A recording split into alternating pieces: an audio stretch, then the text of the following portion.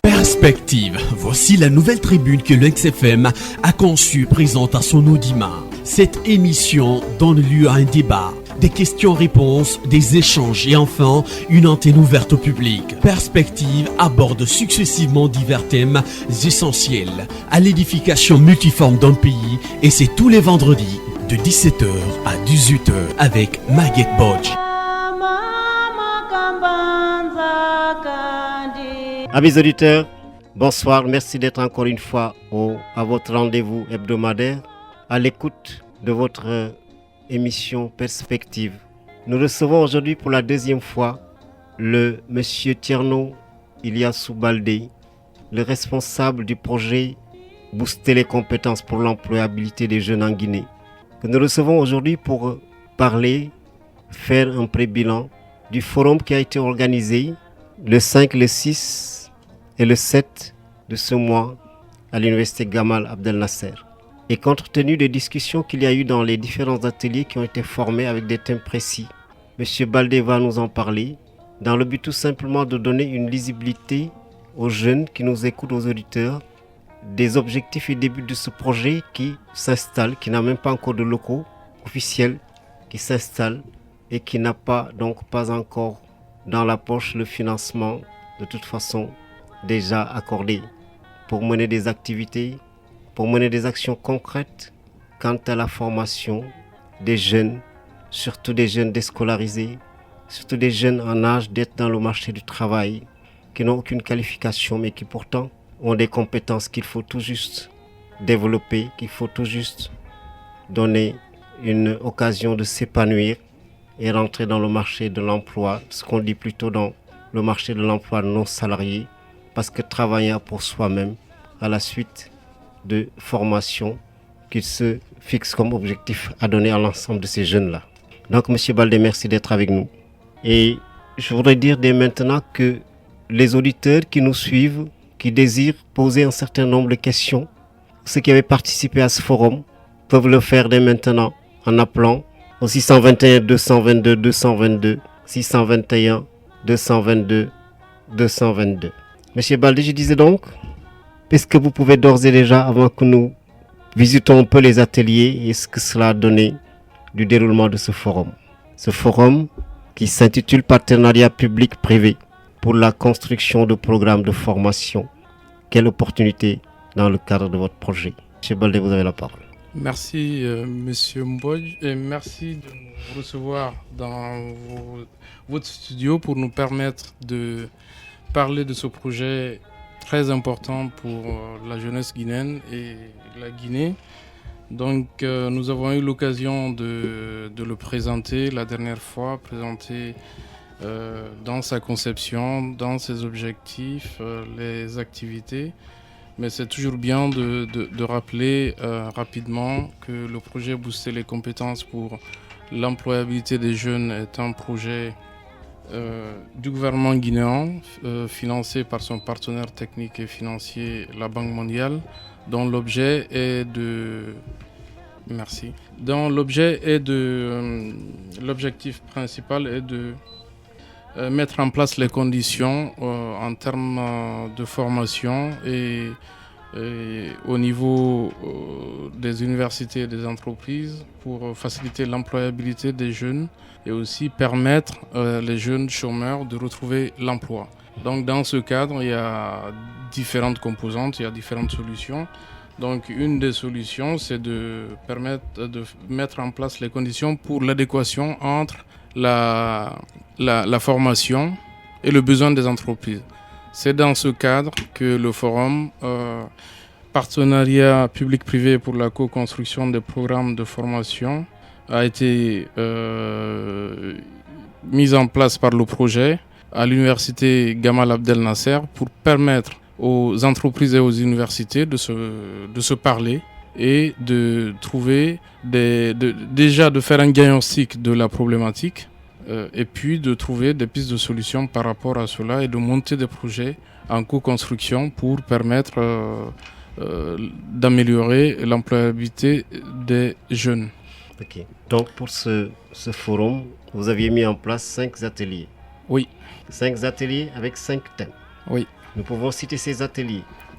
Oui. Il y avait un atelier développement rural, environnement. Il y avait un atelier mine, énergie BTP. et BTP. Oui. Un atelier télécommunications, industrie. Tout à fait. Un atelier hôtellerie, tourisme, artisanat. Et enfin, un atelier éducation, santé. Tout à fait. Donc, juste pour rappeler que ce sont les secteurs qui ont été identifiés comme étant des secteurs prioritaires. Ça découle de l'étude de faisabilité du projet et des priorités identifiées par les universités, par les entreprises et puis par l'État en quelque sorte. Donc, ce sont ces ateliers, chaque année, au niveau du fonds compétitif, on revoit ces priorités-là en fonction des évolutions, en fonction des contextes, des circonstances économiques du pays. Donc, on actualise. Donc, pour la première étape, ce sont ces priorités-là, ces secteurs-là qui ont été identifiés. Au niveau de l'atelier, la première atelier, c'est-à-dire l'atelier qui a comme thématique développement rural et environnement. Qu'est-ce que vous pouvez peut-être nous dire aujourd'hui, quelque peu, certainement vous ne pouvez pas nous faire un bilan complet, mais disons presque un peu bilan de ce qui est sorti des échanges, mais également du document final que vous ont soumis, ce premier atelier, M. Baldé. Oui, pour rappel, cet atelier développement rural environnement, globalement, c'est les métiers qui sont liés à la ruralité. Nous avons là l'agronomie, l'agriculture, nous avons l'agriculture, la pêche, l'élevage et puis l'environnement. Donc c'est un secteur très important pour notre pays qui emploie, ou en tout cas un grand nombre de Guinéens travaillent dans ce secteur et dans le milieu rural. Donc au niveau des ateliers, nous avions bien entendu les professionnels du secteur de l'agriculture, pêche, élevage, environnement, agroalimentaire. Nous avions aussi les instituts de formation dans ce domaine et l'institut agronomique de Farana, donc qui assure la formation supérieure dans ce domaine-là. Oui, allez-y. Dans ce domaine-là, et ensuite nous avions les instituts qui donnent des formations au niveau régional dans le domaine du développement rural et de l'environnement. Donc, dans un premier temps, il y a eu le diagnostic du secteur par rapport à l'employabilité, à l'adéquation entre la formation et la demande. Ce qu'il en est ressorti pour l'ensemble des ateliers, mais à ce niveau, il y avait déjà, on avait eu la chance que, à ce niveau, par exemple, l'Institut agronomique de Farana avait déjà des projets qui sont identifiés. Ils savaient, par exemple, qu'ils ont des problèmes de financement des laboratoires. Ils ont les locaux, mais il n'y avait pas de laboratoire. Ils ont fait le diagnostic à leur niveau. Et ce diagnostic a été partagé avec les différentes parties prenantes.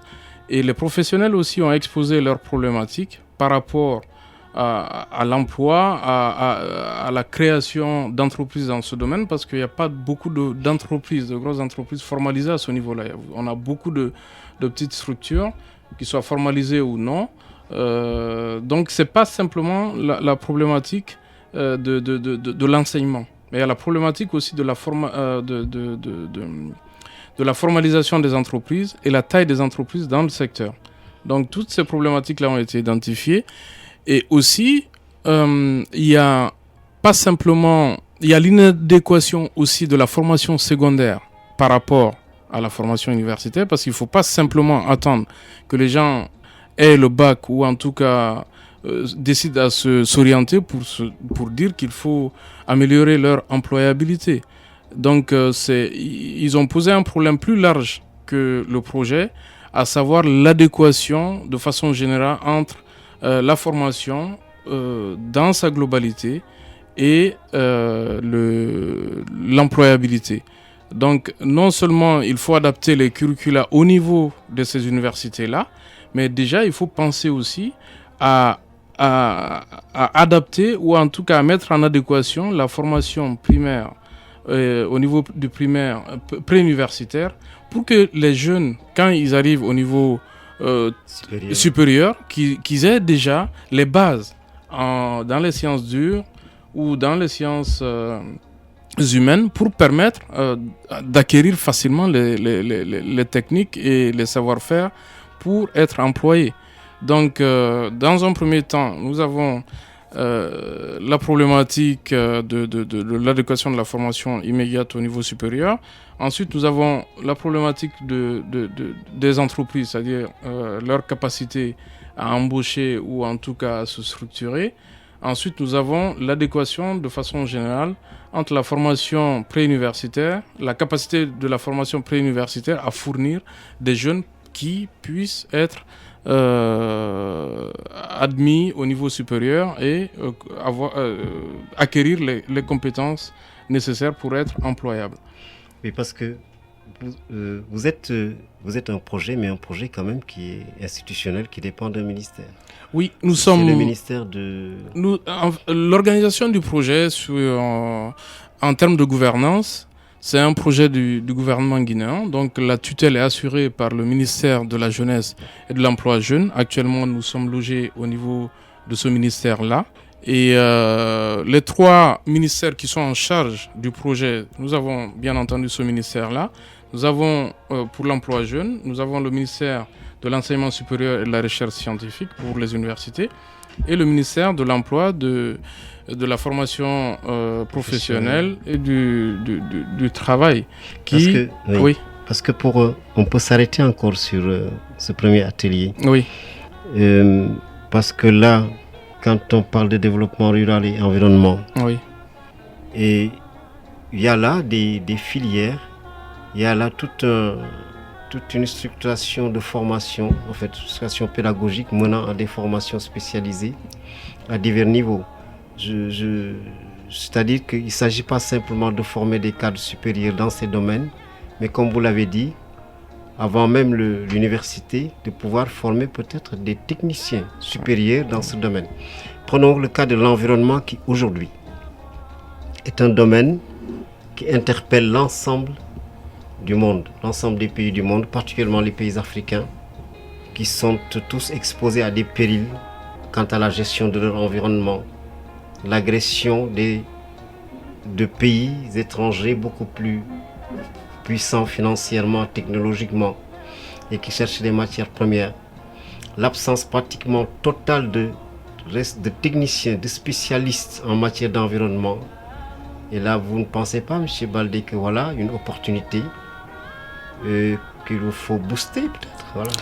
Nous sommes tout à fait d'accord. C'est que justement l'objet du forum, c'est de faire le diagnostic par rapport à ce que vous venez de dire et de faire le constat et ensuite faire de proposer des solutions pour que dans 3 ans, dans 4 ans, dans 5 ans, on ait des gens qui sont capables de répondre à ces défis-là, des jeunes qui sont formés et capables de répondre à ces défis environnementaux qui sont immenses. Aujourd'hui, notamment dans le développement rural, nous avons la problématique, bien entendu, de la productivité ou de la qualité, mais en même temps, nous avons d'autres problématiques qui vont rapidement venir, c'est la problématique des intrants, c'est-à-dire des engrais, la qualité, les pesticides, tout ceci, la dégradation de l'environnement, l'utilisation efficiente des intrants, notamment l'eau. Même si nous avons beaucoup d'eau, il faut gérer l'eau. Donc tout cela nécessite des compétences techniques des techniciens, pas des universitaires forcément. Non, pas forcément. Voilà. Et c'est les techniciens qui gèrent cela. Est-ce qu'il existe aujourd'hui des écoles, des instituts qui forment des techniciens agricoles, par exemple? Je ne parle pas d'ingénieurs. Des techniciens. Il y a des écoles régionales. De base. Oui, de base. Nous avons l'Institut agronomique à Farana, vétérinaire agronomique de Farana, qui forme des ingénieurs, mais sinon nous avons des écoles régionales qui forment des techniciens. Et tout cela travaille aussi, il ne faut pas l'oublier, avec l'Institut national de recherche agronomique de Guinée, l'IRAG, qui travaillent qui faisaient partie d'ailleurs de ces ateliers-là. Donc vous voyez, on associe. Et d'ailleurs, dans les projets que le projet va encourager ou supporter, il faut nécessairement, dans le consortium, du partenariat public-privé, donc enseignement et entreprise pour définir le besoin. Mais au niveau de l'enseignement aussi, il faut absolument qu'il y ait mariage ou en tout cas association entre le technique, la partie technique, et la pratique supérieure. En fait, une université ne peut pas simplement s'allier avec une entreprise pour faire le consortium et être financé. Il faut absolument qu'il tire une école technique. Donc cela pousse à une adéquation globale entre les formations techniques, les formations des ingénieurs. Là, vous voulez parler des filières? Oui, des filières, et même dans la même filière, il faut, par exemple, dans le domaine minier ou dans le domaine agricole, il faut un institut de formation technique, une université ou une école d'ingénieurs et des entreprises ou plusieurs universités ou des départements. On peut prendre par exemple à Gamal ceux qui font de l'électricité et ceux qui font à l'ENAM, les écoles qui forment des techniciens, les départements qui s'intéressent à la problématique énergétique ou de l'électricité, plus des entreprises qui ont comme EDG ou Rio Tinto qui utilisent l'énergie, l'efficacité énergétique, ou des techniciens dans ce domaine. Donc c'est tous ceux-ci qui vont se pencher sur la problématique d'électricité ou d'énergie pour monter des formations avec pas simplement les métiers d'il y a 50 ans. C'est pas ce qui intéresse aujourd'hui, mais c'est les métiers qu'on va avoir d'ici 10, 15, 20 ans. C'est-à-dire qu'il faut se préparer, notamment dans le domaine des télécoms.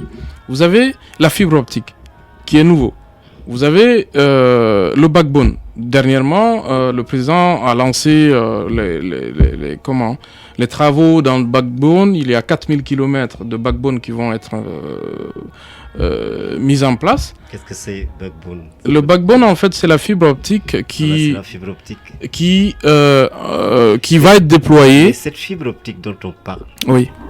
Mais la majorité de la population ne comprenne pas qu'est-ce que ça signifie cette fibre optique, M. Baldé. C'est vrai. Bon, je suis pas spécialiste, mais oui, bon, c'est que la majorité peut comprendre. La majorité de la population peut comprendre. La majorité de la population utilise un téléphone portable. La majorité de la population, peut-être pas comme le téléphone portable, utilise Internet. Vous voyez. Et la majorité de la population regarde la télé aujourd'hui. Donc tout ceci passe par la fibre optique. Et dans le futur, pour que cela soit accessible au niveau des villages, au niveau des CRD, on déploie la fibre optique comme on a déployé au début du siècle, ou en tout cas vers l'indépendance, les fils pour la téléphonie en cuivre. Dans tous les... quand on était gamin, on voyait cela. Il y a même des gens qui utilisent... Voilà, dans tous les réseaux. Donc là aussi, c'est de déployer de la même façon la fibre optique pour qu'à chaque niveau que les gens puissent accéder à tous ces éléments-là. Démocratiser la fibre optique en quelque sorte. Voilà, la fibre optique. Maintenant, pour revenir à notre projet, c'est que pour déployer cela, il faut des techniciens du génie civil, il faut des techniciens en fibre optique, en réseau. Donc, tout ceci doivent être formés, avoir la compétence nécessaire pour le faire. Donc, ça, c'est des métiers futurs en Guinée. C'est-à-dire, dans le futur, il faut entretenir aussi cette fibre optique. Donc, le projet va aider dans le domaine des télécoms non seulement pour les instituts de formation technique et les instituts universitaires, plus les techniciens, les entreprises qui évoluent dans le domaine, les opérateurs ou publics ou privés, pour qu'ils puissent définir les besoins en formation et le nombre de personnes qu'il faut former dans ce domaine pour assurer les services dans ce domaine-là et les travaux. Vous avez une mission de booster. Oui. Booster, ça signifie... Booster, c'est un anglicisme. Oui. Ça dit que c'est un mot français emprunté à l'anglais. Oui. Alors, donc, on vous a donné la mission de susciter un cadre de réalisation idéal. Tout à fait. Avec tous les moyens qu'il faut, un certain nombre de conditions. si je prends l'école de... Vous avez parlé de l'école de Massanta ou quoi? Quelle école? Non, l'école agronomique de Farana. Oui. Par exemple, l'école agronomique de Farana. Oui, l'institut agronomique. Forme aujourd'hui des ingénieurs dans le domaine. Dans les ingénieurs dans le domaine agricole. Voilà. Les ingénieurs seulement. Des ingénieurs, oui. Tout court. Oui. Pas de cadre intermédiaire. Pas de cadre intermédiaire. Les cadres intermédiaires, c'est au niveau des écoles régionales. Au niveau des écoles régionales. Voilà. Et aujourd'hui, cet institut a certainement besoin d'avancer, de revoir un peu ces infrastructures. Ces infrastructures. Oui, techniques et ces programmes de formation. Voilà. Est-ce qu'ils disposent de labos? Est-ce qu'ils disposent des outils qui aujourd'hui font qu'on puisse avoir un bon agronome, mais également est-ce qu'ils disposent des outils leur permettant de former aujourd'hui les jeunes dans l'agroforesterie, dans la foresterie, parce que voilà un pays qui ne s'est pas encore pris en main, comme la plupart des pays d'Afrique, dans l'exploitation de ces forêts, dans leur pérennité, c'est-à-dire parce que reboiser des arbres, couper du bois, reboiser des arbres, ça aussi c'est une autre paire de manches. On en parle beaucoup plus qu'on s'y attelle réellement. Donc vous avez alors tout ça qu'il faudra peut-être prendre en compte. Oui, c'est en fait à ce niveau, c'est pour cela que nous avons fait le forum. C'est que c'est pas le projet qui va définir ça. On a mis en place un cadre, le forum, où les professionnels vont venir discuter de cela. Ils ont discuté, ils ont identifié les besoins. On leur a montré avec les experts guinéens au niveau des universités, au niveau des professionnels et les experts de la Banque mondiale, comment il faut faire pour passer de l'idée à la formalisation du concept de projet et comment est-ce qu'il faut rédiger le projet en tenant compte de tous les paramètres. Donc c'est ce qui s'est passé pendant ce forum au niveau de chaque atelier. Donc en prenant ce que l'exemple concret de l'Institut agronomique de Farana, on avait le directeur et les techniciens de cette école. En plus de cela, nous avions aussi les professionnels du domaine et les représentants des écoles régionales d'agronomie qui forment des techniciens. Ils ont élaboré, identifié les problématiques. Ils ont analysé les forces et les faiblesses du secteur. Et ils ont déjà commencé à formaliser des projets dans ce cadre-là pour dire, par exemple, ça sert à rien que chacun évolue dans son domaine. Donc ils vont mutualiser. Ils vont mutualiser, monter un projet. Par exemple, si on met un laboratoire spécialisé à Farana, on peut mettre un autre, par exemple, dans une autre école régionale. Ne pas tout concentrer dans la même école. Voilà, donc c'est ça aussi la collaboration entre ces différentes. Ça permet la mobilité des enseignants pour permettre de diffuser le savoir. Ça se fait dans plusieurs pays. En fait, des universités qui collaborent, chacun est spécialisé dans son domaine et on pratique la mobilité des étudiants et des universités et des enseignants. Donc, par rapport à cela, c'est les résultats du forum qui vont déterminer cela. Et par rapport au forum, si je reviens, on avait ciblé à peu près 400 participants.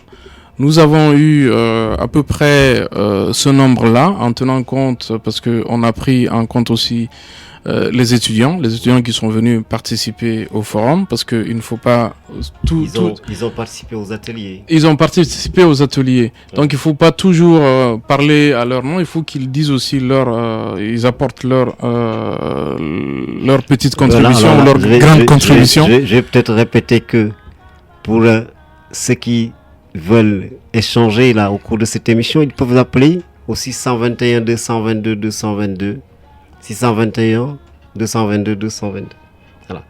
Alors nous disions que je disais il y a une participation massive des parties prenantes, notamment les universités, les instituts qui sont venus vraiment massivement malgré les examens, malgré les contraintes de fin d'année.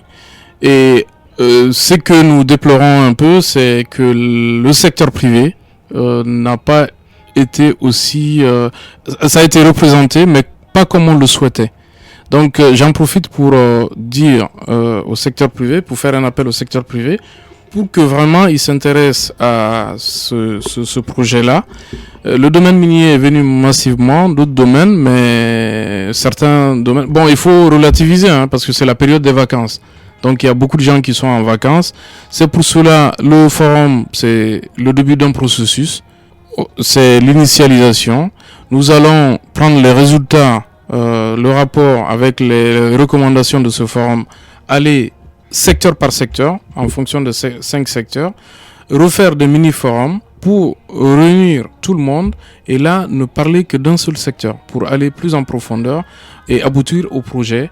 Le montage de projet, nous allons aider les entreprises et les universités en les formant dans le processus de montage de projet, en leur aidant aussi à bien formaliser, en donnant la chance à tout le monde. Parce que il faut rappeler que pour bénéficier de ce projet au niveau du fonds compétitif, c'est une compétition. Il y aura un appel d'offres transparent qui permettra aux uns et aux autres de compétir. Mais de notre côté, nous renforçons les capacités de tout le monde pour que chacun puisse pouvoir monter son projet. C'est-à-dire que qu'on soit à Conakry ou pas à Conakry, qu'on soit une petite université ou une grande, on va bénéficier des mêmes chances. Maintenant, à chacun de travailler dur pour pouvoir monter son projet. Dans le choix, c'est pas si on monte son projet et qu'on n'est pas choisi, c'est que d'autres ont été meilleurs, c'est tout. C'est pas que son projet est mauvais. On va pas financer n'importe quel projet. Tout à fait. Il faut que ça soit en cohérence avec les objectifs. Que nous nous arrêtions encore un peu sur l'environnement. Oui, l'environnement. Parce que l'enjeu est réel. Oui. Et le ministère de l'Environnement, qu'est-ce que fait ce ministère de l'Environnement? En quoi et comment vous pouvez également aussi... Monsieur Doumbouya. Bon. Oui, bonsoir. Oui, bonsoir, nous vous écoutons. Oui.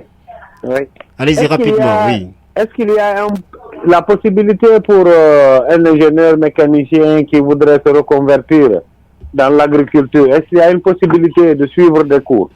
Oui, monsieur Doumbouya, bonjour. Oui, bonjour. Voilà.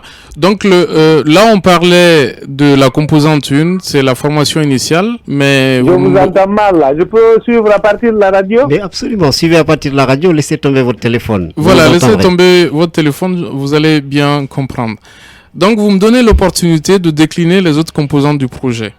Donc, concrètement, c'est que ce dont nous parlions tout à l'heure, c'était le fonds compétitif, la composante 1 qui répond à la problématique d'inadéquation entre la formation initiale et la demande des entreprises.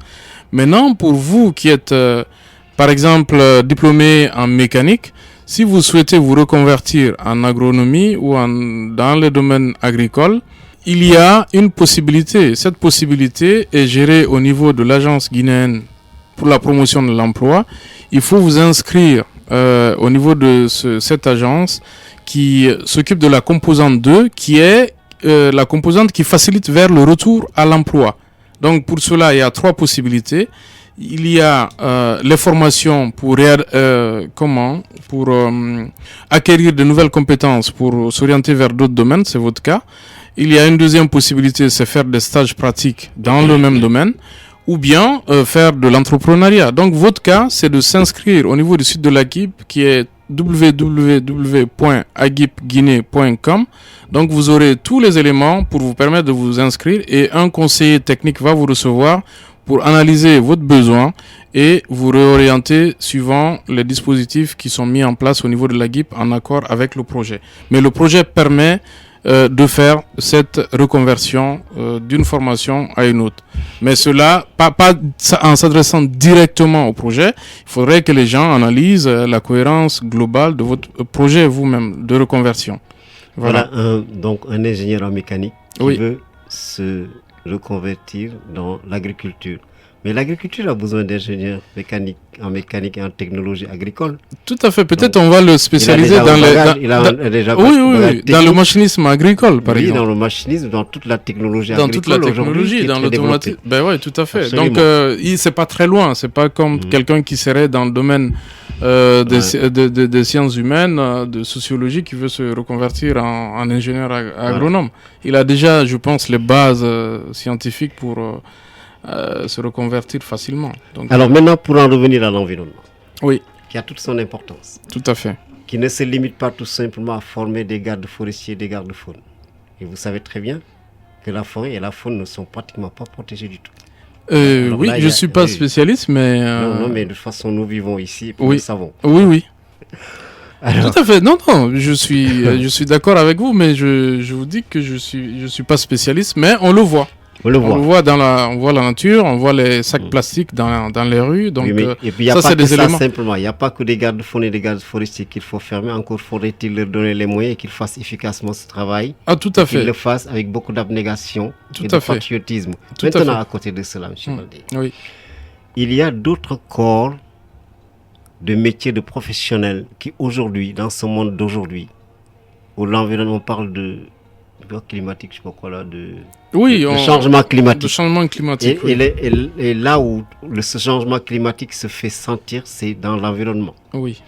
Et qu'aujourd'hui, cet environnement-là est pratiquement, comment je puis dire, est détruit systématiquement, de diverses manières. Oui. Et il y a beaucoup aujourd'hui de spécialisation de disciplines pour former des cadres. Et là, je trouve que voilà encore une possibilité pratiquement infinie de travail, d'opportunités de travail qu'on peut offrir à une jeunesse qui ne demande qu'à ça, mais qui demande à être formée. Tout à fait. Moi, je pense qu'il faut faire justement une mise à part le projet, c'est-à-dire déjà une éducation massive de la population dans le domaine environnemental, c'est-à-dire pour que les gens soient sensibilisés et éduqués dans ce domaine-là. Il y a beaucoup de pays qui le font, notamment le Rwanda ou d'autres pays, pour ne pas aller vers les pays très très développés. Mais on peut aussi sensibiliser et même encourager les orientations dans ce domaine. C'est-à-dire en sensibilisant les gens que c'est des nouveaux métiers, il y a beaucoup à faire dans ces métiers d'environnement, que ce soit le recyclage, que ce soit l'économie d'énergie, l'économie d'eau, l'économie d'électricité et les biogaz, c'est-à-dire la fermentation, les sacs en plastique. Les sacs en plastique, comment est-ce qu'il faut les collecter, les recycler? Jusqu'au moment où nous arriverons à les éliminer de nos usages, mais ces sacs plastiques peuvent donner de l'emploi. Oui, ça peut donner de l'emploi. Tout est dans toutes sortes d'objets. Tout à fait, ça se fait ailleurs. Oui, mais encore faudrait-il que l'État ait des projets institutionnels comme vous. Nous, dans nos projets, c'est le chemin. Oui, on va encourager. Pas des discours seulement. Non, pas des discours. Nos projets ont dépassé les discours. En fait, les projets. C'est du concret, c'est de l'opérationnel. On a identifié les activités, ce qu'il faut faire. Et là, c'est vraiment mettre la main dans la pâte et y aller. C'est ce qu'on essaie de faire depuis le début du forum. Donc, par rapport à l'environnement, ça serait des formations concrètes qui seront proposées.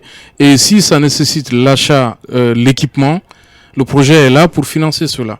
Donc, ce qui est demandé, c'est que les entreprises et les universités se mettent ensemble pour penser cela, pour penser vraiment les métiers dans le domaine de l'environnement, dans le domaine du BTP, dans le domaine de l'énergie, dans le domaine de la santé, pour vraiment faire acquérir et faire aimer aux jeunes ces nouveaux métiers qui sont très importants et qui permettront à ces jeunes-là de vivre, de gagner leur vie tout en préservant l'environnement, que ce soit dans le domaine environnemental qui intéresse tous les autres secteurs d'ailleurs. Parce que dans n'importe quel secteur que vous prenez, vous avez toujours la composante environnementale. Donc comme vous le dites, il y a vraiment un potentiel d'emploi énorme dans ce domaine.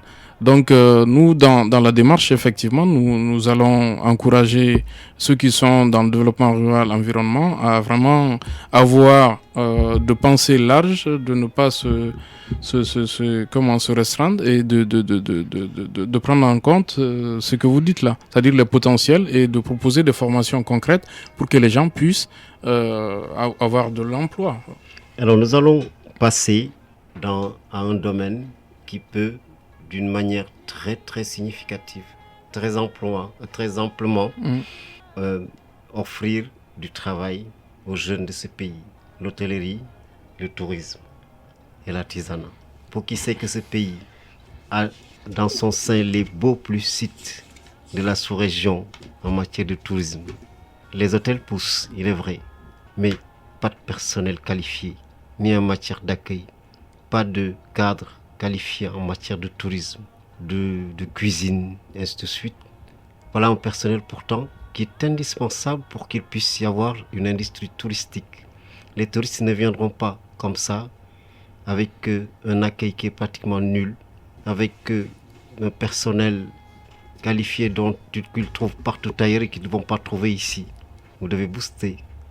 Qu'est-ce qui s'est passé dans cet atelier, Monsieur Baldé? Sérieusement, je pense, on dirait que vous étiez dans cet atelier ou dans nos ateliers, parce que le diagnostic que vous faites, c'est vraiment ce diagnostic qui a été fait au niveau de cet atelier. Et justement, là, on va dépasser la partie diagnostic. On va aller, c'est exactement ce que vous avez dit. Maintenant, comment pallier à cela? C'est de monter un projet qui permet de former de façon efficace dans tous ces métiers-là, c'est-à-dire l'accueil, la cuisine, la pâtisserie, tous les métiers de plus petit détail. Et un autre corps de métier qu'il faut pas oublier, c'est l'artisanat. Oui, l'artisanat. Dernièrement, on a eu une de nos... Mais l'artisanat ne vit pas sans le tourisme. Oui, mais c'est tout un ensemble. C'est pour cela qu'on les a mis ensemble. C'est un ensemble. Vous voyez, l'atelier est intitulé Hôtellerie, tourisme, artisanat. Donc, nous ne prenons pas les secteurs de façon isolée. Il faut que ça communique et qu'on mette les intelligences ensemble, qu'on pense ensemble pour que le projet prenne en compte, les projets prennent en compte toutes les variantes, tous les paramètres pour permettre de résorber, de bien former et de résorber les chômeurs qui sont à ce niveau-là. Vous voyez, on construit un peu partout des hôtels. Quand les hôtels qui ont commencé, quand vous y allez, vous avez je sais pas, le réceptacle, l'infrastructure qui est 4-5 étoiles comme on le veut.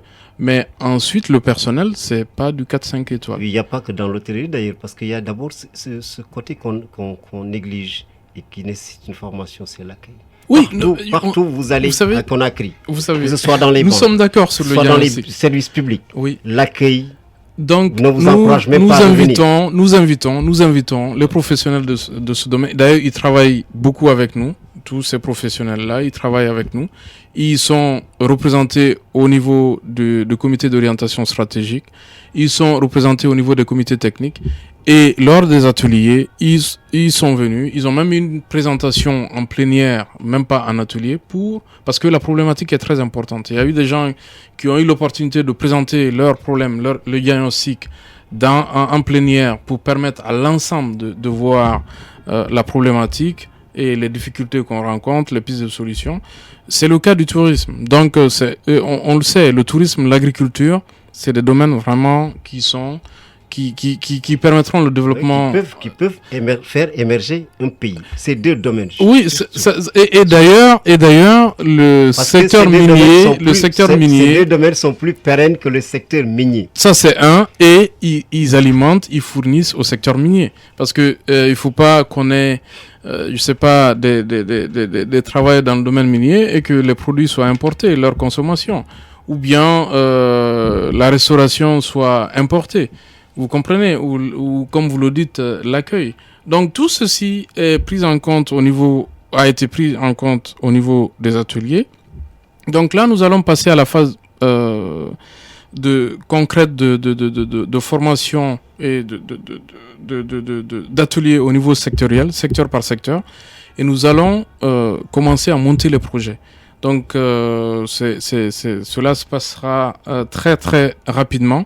Nous allons inviter les acteurs de différents secteurs pour qu'ils se mettent ensemble pour approfondir les projets et commencer à les monter pour que cela soit financé, pour que les jeunes puissent bénéficier de ce projet. Maintenant, on va s'arrêter sur le secteur éducation santé. Voilà. Le secteur éducation-santé, c'est parce que là, voilà deux thèmes que vous avez collés. Hein. Oui. Mais pourtant, on peut parler d'éducation et de santé de l'éducation, ou de l'éducation de la santé plutôt. Oui. Oui. Parce que aujourd'hui, nous n'avons pas assez de médecins, il est vrai, mais nous n'avons pas assez de personnel de proximité. Oui. Les sages-femmes, les infirmiers, les aides-soignants, les garçons de salle, le personnel subalterne, qui les forme. Nous avons justement, vous voyez que vous connaissez bien les problèmes. J'y ai bien réfléchi. Voilà, vous avez bien réfléchi. C'est très bien, je suis vraiment... vous me simplifiez la tâche. Maintenant, vous voyez pourquoi on les a choisis comme étant des secteurs prioritaires. Pas simplement tomber dans les mines, dire que la Guinée c'est les mines, donc on s'en tient aux mines. Donc vous voyez bien qu'il y a une cohérence globale dans le choix des secteurs prioritaires. D'autant plus que, une parenthèse, M. Baldé, les mines n'apportent pratiquement rien aux pays africains. Absolument rien.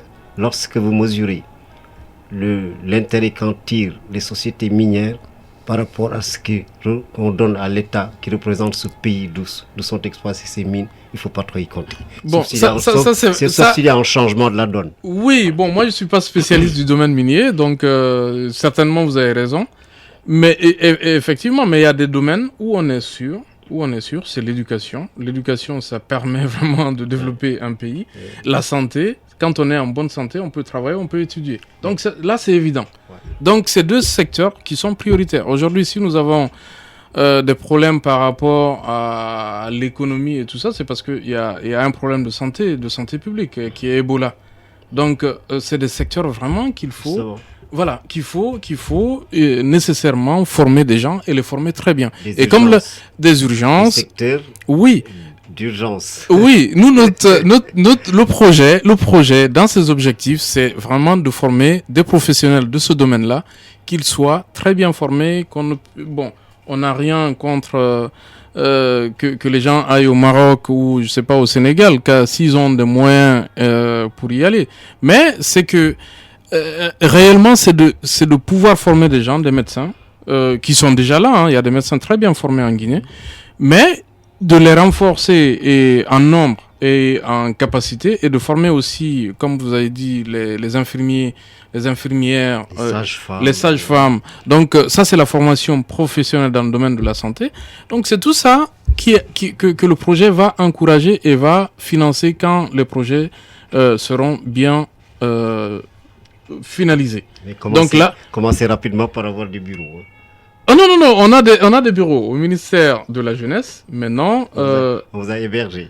Oui, on a la tutelle. La tutelle du projet, c'est le ministère de la Jeunesse. Oui. Donc, on doit être là. C'est notre ancrage institutionnel. Ok, d'accord. Voilà. Je pensais que vous devriez avoir des locaux qui vous sont propres.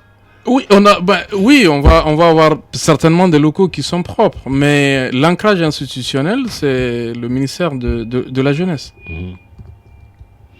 Alors, M. Baldé, à ma grande surprise, on me signale que nous n'avons que 2 minutes. D'accord, donc je voulais juste... Alors il faudra donc, vous avez 1 minute pour conclure le dernier. D'accord, par rapport au forum, on va se focaliser sur... Pas épuisé, là. Oui, on n'a pas épuisé. Donc je disais, le forum a eu lieu le 5, 6, 7, donc c'était vraiment... L'objectif, c'était de mettre ensemble les parties prenantes pour le fonds compétitif, pour qu'on puisse communiquer sur l'objet de ce fonds et dire aux gens comment monter les projets. Par rapport à cela, l'objectif a été atteint. Nous déplorons juste l'absence massive du secteur privé. Bon, le secteur privé était là, mais on aurait souhaité qu'il soit là un peu plus nombreux que cela. Mais nous comprenons parce que c'est les vacances, donc il y a beaucoup qui ne sont pas là. C'est pour cela que nous avons décidé dès les semaines prochaines de réunir de façon au niveau thématique l'ensemble des acteurs.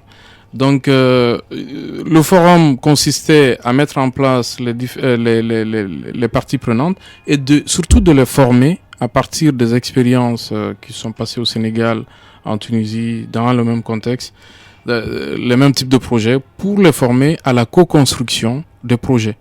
C'est très important qu'ils construisent ensemble les projets, que ce ne soit pas une seule partie. Donc l'objectif c'était ça, et vu les évaluations que nous avons fait à la fin du forum, les différentes parties prenantes étaient vraiment satisfaites. Là, comme je le disais, c'est un début de processus. Voilà. Donc nous allons continuer le processus. Ok, donc et je vous pense que tiendrons informés. le message est entendu. Merci d'avoir été encore une fois ici, autour de notre antenne pour pouvoir donner les explications utiles à nos auditeurs, aux jeunes et tous qui s'intéressent à ce que vous faites.